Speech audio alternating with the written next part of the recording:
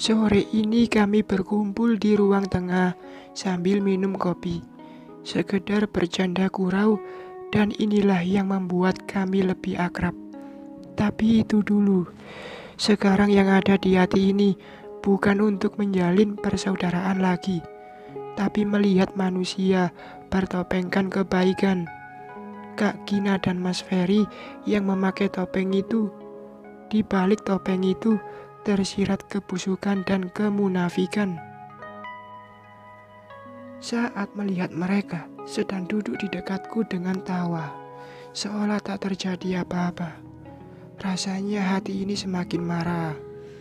Adegan video itu masih terbayang, bagaimana Mas Ferry menyentuh bagian Kak Gina dengan nafsu, dan terdengar dari mereka, "Runi, aku ingin meminta sesuatu. Ini demi kebaikan ayah juga." "Apa itu, Mas?" tanyaku berusaha tersenyum. "Begini sayang, ayah kan lagi sakit, jadi perusahaan tidak bisa diurus oleh ayah. Sebaiknya beri aku tanggung jawab tertulis tentang perusahaan ini, biar aku yang kelola." "Oh, jadi ini maksudnya menikahiku. Harta tepatnya. Jangan mimpi aku akan memberikan perusahaan ayah padanya. Justru aku sedang mencari jalan agar bercerai. Tapi tak semudah itu. Akan kulakukan sedikit pembalasan biar ia tahu seperti apa Runi yang tampak bodoh dengan cinta." "Apa?" Alisku bertaut menatap Mas Ferry sesaat.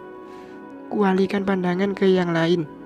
Bi Ija terpana, seolah khawatir sambil meletakkan minuman lalu berlalu.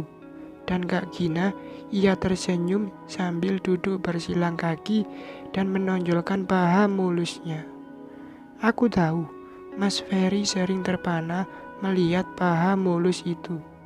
Aku sadar jika tubuhku tak sebagus lekuk tubuh Kak Gina. Tapi aku yang lebih berhak atas semua harta ayah. Sementara ia hanya anak tiri dan hidup numpang di rumah ini. Padahal sudah menikah dengan Mas Bobby. "Itu ide bagus loh, Run. Ferry pasti akan membuat perusahaan ayah makin maju," timpal Kak Gina. "Ada apa sih? Kok terdengar rame?" Tiba-tiba Kak Yona muncul dan ikut bergabung di ruangan ini. "Gini Yon, ayah lagi sakit dan tentu tak bisa mengurus perusahaan. Jadi biarlah aku yang mengurus. Hanya saja aku minta tanggung jawab tertulis agar semua pegawai mematuhi perintahku. Seperti suami yang sangat baik dan perhatian saja. Padahal aku sudah tahu kebusukannya. Jangan mimpi, aku akan memberikan semua yang kamu mau, Mas," batinku. "Ide bagus itu, Run. Biar ayah bisa istirahat dan tidak banyak pikiran."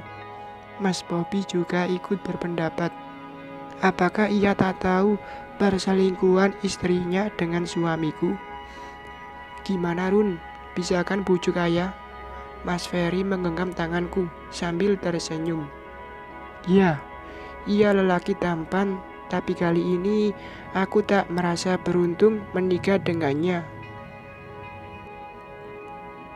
"Mas Ferry, ayah sedang sakit. Biarlah nanti aku bicarakan setelah kondisi ayah agak mendingan. Sekarang kerjakan saja dulu tugasmu seperti biasa. Bukankah ada Mas Radit yang membantu?" "Tapi kan beda, Run. Radit hanya anak Bi Ija, sementara aku suamimu." Bi Ija langsung melirikku sambil berlalu meletakkan 2 piring berisikan potongan mangga. "Mas Ferry, Mas Radit sudah seperti saudara bagiku. Biar ia anak Bi Ija, tapi posisinya juga sangat penting." "Loh, mana bisa sama, Run? Radit hanya anak pembantu, sementara Mas Ferry suamimu. Astaga, Kak Gina yang kelihatan kukuh agar aku menyetujuinya. Sepertinya aku akan memainkan sebuah taktik. Ini sekedar membalaskan sakit hati. Akan kubuat Mas Radit kelihatan lebih penting di perusahaan ketimbang Mas Ferry yang berstatus suamiku. Sepertinya ini menarik.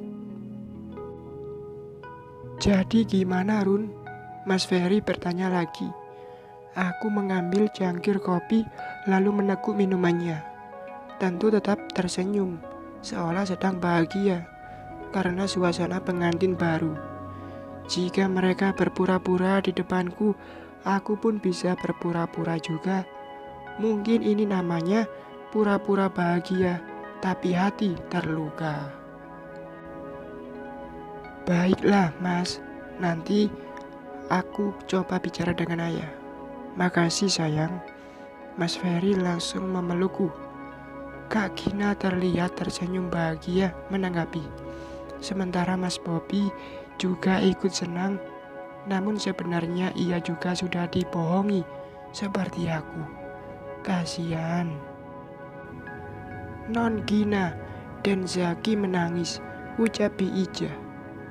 Ya, Bi, sahutnya, lalu bangkit berdiri. Mas Bobby, besok aku titip Zaki ya. Sudah lama aku gak ke salon. Lihat nih, wajahku sudah kusam. Rengek Kak Gina manja. Iya, tapi jangan lama-lama. Aku juga harus mengurus showroom, Gin, jawab Mas Bobby. Barulah Kak Gina berlalu ke kamarnya. Mas Bobby bukan papa kandung dari Zaki, anak Kak Gina.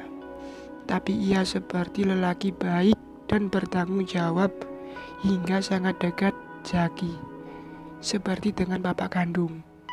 Betul kata Bu Asi, Mas Bobby lelaki yang baik. Hanya saja Kak Gina lebih suka berzina hingga kebaikan suami tak diperdulikan. Run, coba lihat, baju ini kayaknya bagus. Kak Yona menyodorkan ponselnya.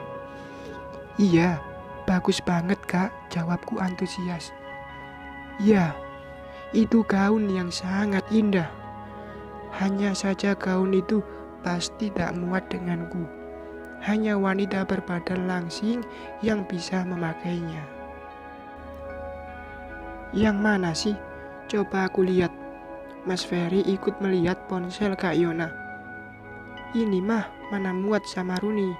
Badan Runi tak selangsing kamu, Yon. Hahaha. Hah? Mas Ferry terang-terangan menghinaku. Aku hanya diam menatapnya.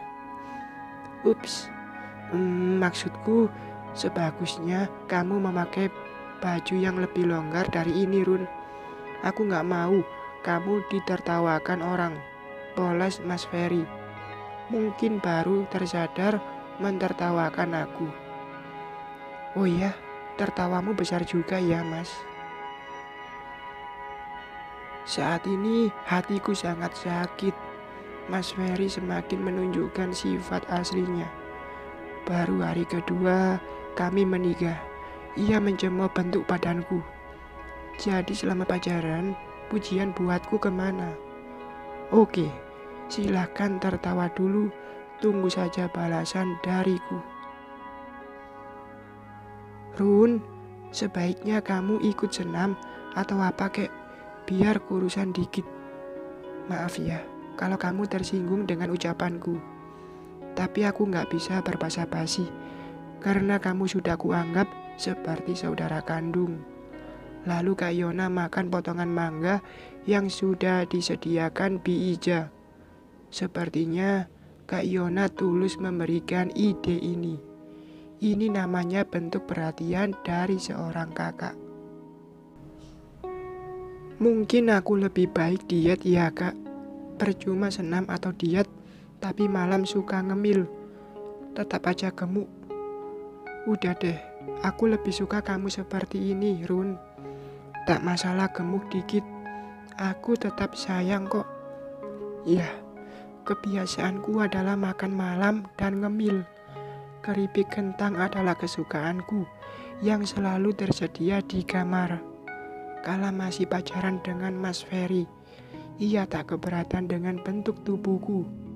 Aku pun termakan rayuannya hingga dipuji, merasa wanita paling cantik. Tapi di belakang itu ternyata ia pembohong. Kalau kamu diet tapi penyakitan, lebih baik seperti ini deh, Run. Lagian kesetiaan suami bukan karena melihat postur tubuh istri saja, tapi lebih ke saling menghargai dan saling mencintai. Tapi Ferry sepertinya menerimamu seperti ini, Run. Mas Bobby ikut berpendapat. Aku setuju dengan ucapanmu, Bob. Lalu Mas Ferry mengambil cangkir kopi, lalu meneguk minumannya. Ya, Mas. Tapi kebanyakan lelaki sekarang lebih suka wanita langsing meskipun istri orang. Apa? Huh, huh, huh. Mas Ferry langsung tersedak dengan ucapanku. Pasti ia merasa, loh, kenapa tersedak sih, Mas? Aku salah ya? Makanya, minum baca bismillah, Fer. Aku hanya mau bilang kalau aku tak sependapat dengan Runi. Buktinya, aku mencintainya dan kami sudah pacaran setahun. Jika aku mau, bisa saja menikahi wanita lain. Tapi itu lagi, cinta tak memandang fisik. Hebat sekali kamu memoles ucapan, Mas. Jangan kamu kira aku tak tahu kebusukanmu. Semakin kamu pura-pura, semakin besar sakit hati ini. Bersambung.